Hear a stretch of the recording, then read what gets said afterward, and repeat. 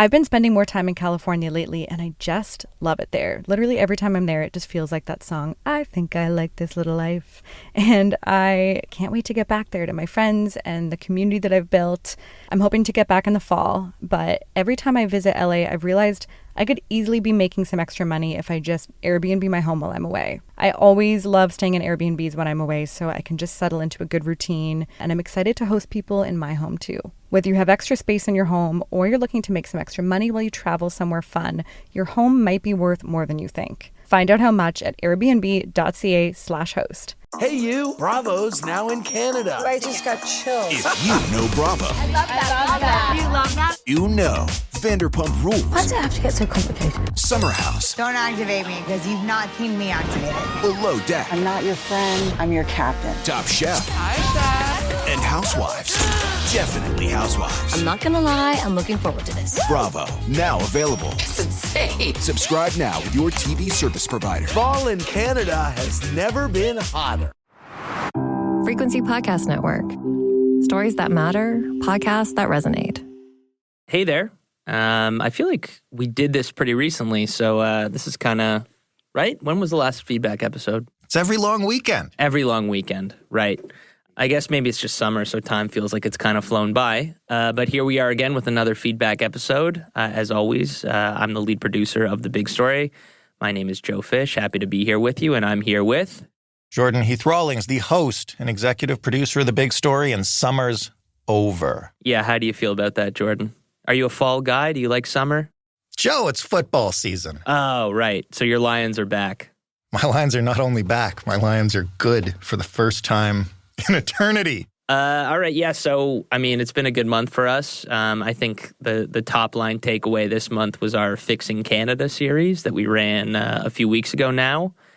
An awful lot of responses to that, and most of them, happily enough, positive. Yeah, a lot of positive responses. I think people really appreciated the kind of tack we were taking, instead of going and just wallowing, the sort of like solutions-focused aspect. We put aside our usual wallowing for 1 week in order to look for solutions. It was great. No, once in a while it's good to be positive, especially in August. It's a positive time. And, we have a new sound designer, as you may have heard, Matt Kesselman, adjusting the microphone mid-sentence. Yeah. If this podcast suddenly starts sounding even better, that's why. Right. Matt, welcome to the show. Yeah, so I think where I want to begin is we got some responses on social media that weren't so much to the content of the episodes as much as they were responses to the sort of overall conceit of the series. And I think this was people who felt like by calling the series Fixing Canada, it was sort of a tacit acceptance of the premise that's been put forward by people, most notably Pierre Poilievre, that Canada is in fact broken. And I think people felt a certain way about that. I mean, what were you seeing, Jordan, and sort of how did that make you feel to read that? Yeah, to be honest, I kind of expected it because you certainly can make the point that by calling it that, it is ceding the ground of Canada is broken, and that means it needs fixing. If those folks who so kindly responded to us on social media had listened to one episode or even two, right, what they would have heard is me discussing off the very top of the show that I'm happy to let Pierre Poilievre and Justin Trudeau argue over whether or not this country as a whole is broken. But I think it's undeniable. I think our experts in all the fields we talk to think it's undeniable. And again, I think just the average person that you asked on the street would agree with the fact that the major sectors of the country that we examined during this week are not working for a lot of people. Right. And it is causing all sorts of problems. It is making life unaffordable. It is making cities unnavigable. Yep. All that stuff, right? So if you want to fight over terminology, like, great, welcome to politics in 2024. Yeah. But if you don't look at these aspects of Canadian life and see some things that frankly need to be fixed, then I think you're probably kidding yourself, or maybe you're just rich. Yeah, I think that's a good take. Was there any standout episodes for you in the series? I think they were all really interesting, and I learned a lot from all of them. I think the one that fascinated me the most was the one about competition, just because there's so many policy tools available to us that we're not really using right now. And because, as our guests described, we might be on the edge of really starting to enforce this stuff. And it might, again, all caveats apply, but it might be inching up on some real change in how massive corporations do business in this country. That might be a lot to hope for, but it does seem that we are at that precipice, whereas with a number of the other episodes, the problem seemed more intractable. Yeah, that was the word I was going to use too. Yeah, no, I loved that. I loved that business episode. I thought Vass and Denise did a really good and elegant job of summing up the problem, and again, not wallowing, just being sort of forward thinking and talking about what we can do about it, what the effects might be. I thought it was just like a really good 360 overview. So that would probably be the standout for me. And I would say one last thing before you just read some of the comments that we got. Yeah. The immigration episode spoke a lot about a need to fix the problems with the temporary foreign worker program. And that's what the government themselves announced last week at the cabinet retreat, that there would be substantial changes to this program. So, again, let's wait and see how it actually works. But it's nice to see some progress from one of these areas. Yeah, for sure. And I think a lot of people felt a similar way. I just want to read, just because often we're on here reading critiques of the show. I want to read some glowing reviews. Pat yourself for on once. the back. Why not, right? Hi, all. I just wanted to mention how much I enjoyed the Fixing Canada series that was released last week. It was such a refreshing way to look at major issues that are some of the root causes of frustration and despair, especially for young Canadians. It would be great to see the series come back, especially if you were able to interview the same experts in a year or so and see what progress has been made. Love the show. That comes to us from Alex. I think that's a great idea. I think, we should look at, I don't know if I do another whole week on it, but I think we should come back to this series next year for sure. Some follow-ups, see what's moved and what hasn't. But what if nothing's moved and then the next series we do literally is just wallowing in the despair of inaction? Well, the good news then is that there'll only be a few months until the next election. Right. Good point. All right. I'll read one more good one. This one comes to us from Janet. Loving the Fixing Canada series. Thanks for an antidote to the tedious Canada is broken refrain. Oversimplification, generalization, and lies are such discouraging rhetoric in these current difficult times. Thanks for exposing us to thinking brains and hope and changes in government policy that I've been unaware of. Great. And Janet didn't think I was accepting the premise. So there you go. Yeah, there you go. Janet probably actually listened to the series. So that's a bonus. Critique time. All right. These aren't necessarily critiques. It's actually great feedback. It's very thoughtful feedback, and we really appreciate it. This first one comes to us from Marcel. Okay, so he off the top expresses gratitude for the whole approach that we took, but he does have two specific sort of gripes. First one, the expert guest on immigration had a major bias that was evident throughout the interview. She refused repeatedly to approach her questions on, quote, what would it take to change the minds of Canadians? Simply saying that it's a lack of information problem was a failure of understanding of the crisis Canadians are facing. As such, this episode completely failed to address the basic problem that you tried to approach, which I thought was very important to pursue. Two, you completely missed one of the most impactful crises Canada faces, education. That's fair. I think we missed a lot of impactful crises Canada faces because we only had 5 episodes. Right. No, that's totally fair. What do you think about his response to Rupa and his assertion that she kind of sidestepped the question about changing the minds of Canadians? I don't disagree with it. I think that people who come from a place where they care deeply about the quality of country that immigrants experience and how they're treated and how we treat them, it can be really unpleasant to wrap your mind around and confront how sentiments towards a lot of immigrants have changed in Canada over the past few years. And look, we have a lot of polling data that shows that. And it's tough to confront the fact that maybe we can't necessarily just kindly educate our way out of this.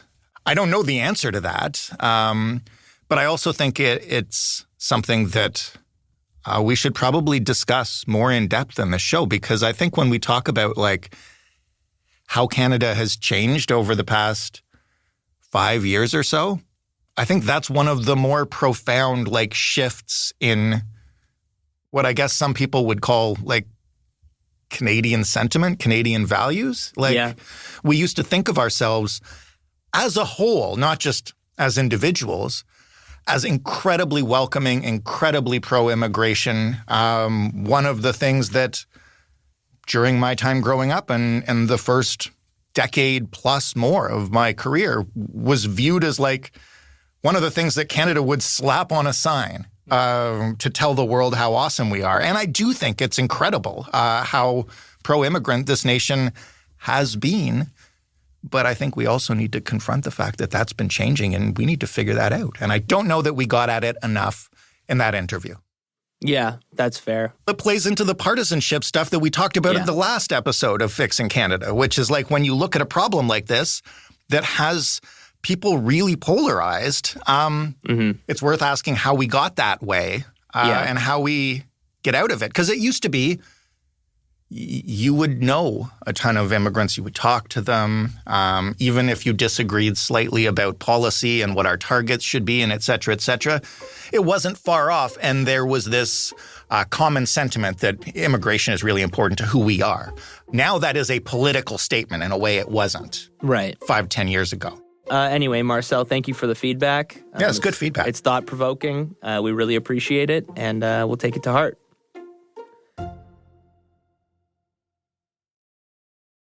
I've been spending more time in California lately, and I just love it there. Literally every time I'm there, it just feels like that song, I think I like this little life. And I can't wait to get back there to my friends and the community that I've built.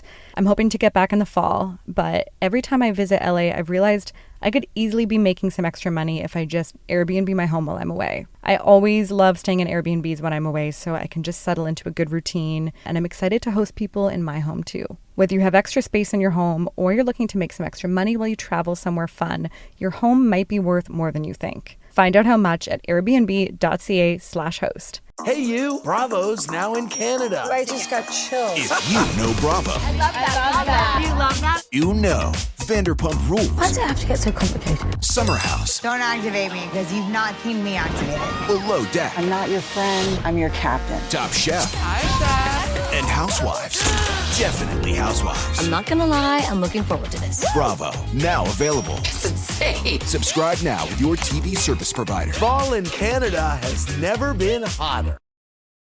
Okay, so let's move on. We got some feedback to the transportation episode. This comes to us from Sean. Frequent listener here, and I'm enjoying the Fixing Canada series this week. What Canada is missing is a national transportation strategy, and that is shortchanging Canadians from coast to coast. This country has such a vast geography, and getting anywhere within our borders is expensive and often a cumbersome process. A national transportation strategy would set standards that the government would strive for to ensure that all Canadians have good access to travel in this country. Without a proper strategy in place, the Canadian government can continue to cherry-pick with regions it wants to invest in. For example, federally funded intercity passenger rail service in this country is very much focused on the southernmost regions of 2 provinces. All other Canadians have essentially been abandoned. We want the same services, but there's seemingly zero desire to provide it to us, highlighting whether this should even be a federal service in the first place. This is really interesting, especially given the recent labor issues with freight rail and how it even shut down some passenger trains. There was a lot of talk around that of should Canada just nationalize its railway companies and just let the federal government run it all. And this is kind of a bigger, broader version of that. He's asking for a strategy, not necessarily nationalizing everything. But, but I think it's worth deeper examination because I agree. And we've done episodes of this show before about just how underserved rural areas, especially out in the prairies and towards the west, can be by train, sure, but also like Greyhound left years ago. Yeah. Local bus routes continually get cut. Yeah. And for a government that professes to want to get us to net zero and to move away from our reliance on cars, at what point does a national strategy that convinces people that they don't need a car to travel small distances between cities become, something that we need to look at? Yeah, it was interesting what Reese said during the interview, that the benchmark should be, if you live in a city, you shouldn't need a car to get around. And if you live rurally, you should be able to get away with just one per family. So I don't know if I think it's probably not feasible to think that people that live in the furthest reaches of Canada could get by without a car and just on public transport alone, or at least I think we're a great distance away from that becoming the reality. But I think the expectation that one family can get away with one car is probably the benchmark that we should be striving for now. You would hope. And listen, I've lived in cities basically my whole life, aside from time spent on a farm where you absolutely need a car to go anywhere. Mm-hmm. But we never needed a car until we had a kid. And that was basically what did it, Right. Me and my partner lived in downtown Toronto for, 8-9 years before we had our daughter, and even the first couple of years where she's not exceedingly large, we got around without it and renting the occasional car for a road trip. But once you hit that family stage and you got to lug around all their stuff, there really is this is why people need electric cars that are cheap. But that's a topic for another feedback episode, the last one, actually. Yeah, for sure. Okay, so I think let's move away from Fixing Canada now to some of the more recent episodes that we did. So we did an episode 2 Fridays ago now with Alex Sujong Laughlin, where we talked about this sort of viral trend about discussing hormone imbalances. And it's hot hormone imbalance summer. Hot hormone imbalance summer. So we did this episode with Alex. I thought great episode, very kind of thought-provoking conversation. Mm-hmm. One listener apparently disagreed. This comes to us from, and I'm sorry if I'm getting the pronunciation of this name wrong, Jamelia. And thank you again for writing in. Followed the show for years. Usually so uplifted by your attempts to cover multiple topics sensitively and clearly. Sadly, I was so annoyed today that I unfollowed your show. Having a man put air quotes around hormone imbalance is akin to men saying women are hysterical in regards to their health. I expect that was not your intention, as you are mocking charlatans who prey on anxiety, not the women specifically. And I agree that cortisol hormone imbalances may be a concern of the overprivileged. But your interview was still very, very tone-deaf. A guest host may have been appropriate, or a curious tone instead of so dismissive. Men policing women's hormones is a real concern in different arenas. This isn't directly related to sport, but the interview still sat poorly with me. I'm disappointed.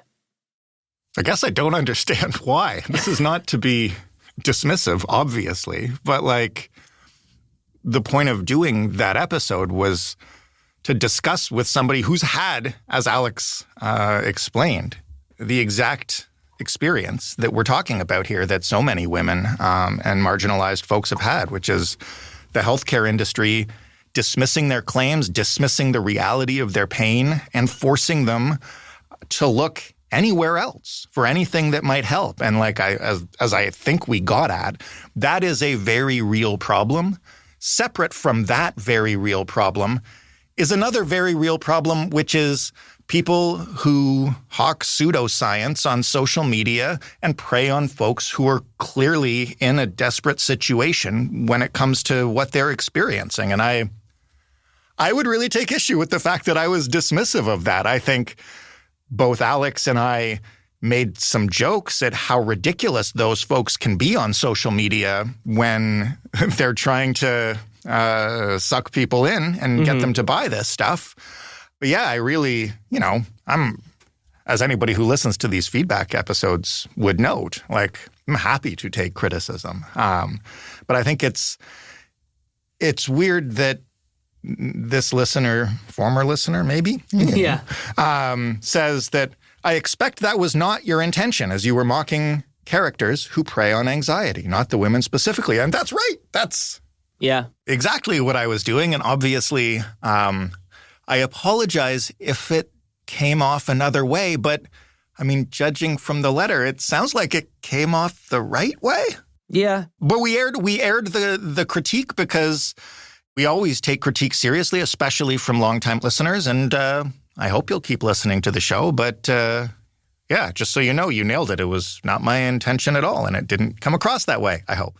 Yeah, Jamelia. So we appreciate the feedback. We might not necessarily agree with it, and I hope maybe listening to this, you'll reconsider and refollow us. That would be awesome. And yeah, let us know how you feel about Jordan's response. I would love to open a dialogue here, and maybe we'll do a follow-up on the next feedback episode. I want to end here with playing a voicemail. This came to us from somebody. I don't know if they even left their name. I don't think they did. And this was feedback to the recent, to the episode that we ran on Tuesday with Omar Mualim, kind of about safe supply in Vancouver. Well, specifically about a group of people that had a sort of unorthodox approach to safe supply. Just listened to today's show about safer supply, and I'm very disappointed there was absolutely no mention of any treatment programs instead of safer supply. It seems ridiculous that people are spending the money to give away drugs when they could be spending the money on treatment. Thank you. Listen, so here's something. I will admit a little bit of my own bias on this issue. I think that safe supply is good. I think that harm reduction in general is a good approach to take. But here's the thing.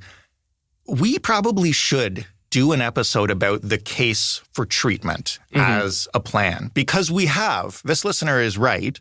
I think we've done episodes on, here's how safe supply works. We've done multiple episodes about the safe supply programs in British Columbia. We've done this one. Whenever governments talk about moving away from safe supply, or in Ontario now from safe consumption sites, they talk about treatment. So we should talk about how that would work. And I will say this, and here's where my bias comes from, because here's kind of what I'm expecting to hear. And I'd be happy to be proven wrong. It is going to be the same approach that we so often hear in response to the gun crisis in the United States, which is, this isn't a gun problem. This is a mental health problem. We should be moving people towards care for mental health. And then there is nowhere near enough investment in care for mental health, and it's incredibly difficult to access, and it costs a lot of money, and people can't afford it. Right. So I am concerned, given the state of, and again, we just did Fixing Canada about a broken healthcare system, given the state of healthcare resources in this country, that when we say, yeah, we want to end safe supply, or we want to close down consumption sites, and we want to move users into treatment. Do we have that treatment? Is it readily available? Is it world-class? Are we going to pay for it for them? Right. What's the actual treatment plan that the experts who would prefer that to safe supply would propose, and are we close to that? So that's an episode that I would really like to do. And yeah, like I said, we haven't done that side of it, and we probably should. But I'm a little concerned that, it's easy to say treatment. It's a lot harder to provide excellent treatment that will really help people who need it. Yeah, I think it's sad to me that this has become such a political football, because I think it's kind of plainly evident to me that there's a place for harm reduction and a place for treatment. Yeah. And I don't know why it's become one or the other. Because everything has become one or the other. But you know what? I think on the flip side of that, I also think that the politicization works the other way. I think that because it's so politicized, it becomes hard for people who are hard proponents of safe supply to admit to not say that safe supply on the whole is a failure, but maybe that a specific program isn't working. Yeah. The politicization means that both sides of this issue are unable to admit when something's not working, and that helps nobody. It doesn't help drug users. It doesn't help us as a country tackle the problem. So I don't know. That's what frustrates me about the whole conversation, and I think I agree with you. I think a future episode coming from the other side of this equation would be welcome. Here's the last thing I'll say before we let all our listeners go enjoy their long weekend. I could clip out the words safe supply and treatment from what you just said and insert any political issue in this country when it comes to healthcare or governance or anything like that. And it would be super accurate, because everybody's encamped. It gets back to the episode that we did with Justin Ling about polarization, and that's why we put it last in the Fixing Canada series, because it is the problem that prevents our solutions to all the other problems from ever being implemented. And so it's why we take criticism on this show. It's why we do this listener feedback thing, so we can hear from people who disagree with us and try not to vilify them for not thinking the way our guests do or the way we sometimes do. That is our very, very small part in this small corner of Canada to try to create a dialogue that doesn't end in two sides facing off across a chasm. Very well said, Jordan. I think that's a great place to end it. Once again, I'm the lead producer of The Big Story. My name is Joe Fish. I've been here with Jordan Heath Rawlings. Please enjoy your last long weekend of the summer. To the parents out there, your kids will be back at school. They're going back, baby. They're going back. Back. You're almost at the finish line.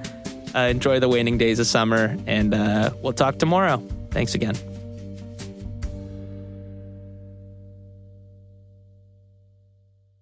I have found such a beautiful community in California. I have fallen in love with the people and the nature and the culture, and I just can't wait to get back there in the fall. But this time, as I'm planning my next trip to LA, I don't want to just leave my place unused when I could easily be making extra money and just Airbnb my home while I'm away.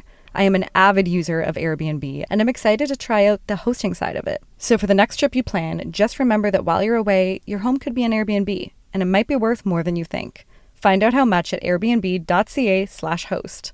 Hey, you. Bravo's now in Canada. I just got chills. If you know Bravo, I love that. You love that? you know Vanderpump Rules, Why does it have to get so complicated? Summer House, Don't activate me because you've not seen me activated. Below Deck, I'm not your friend. I'm your captain. Top Chef, and Housewives.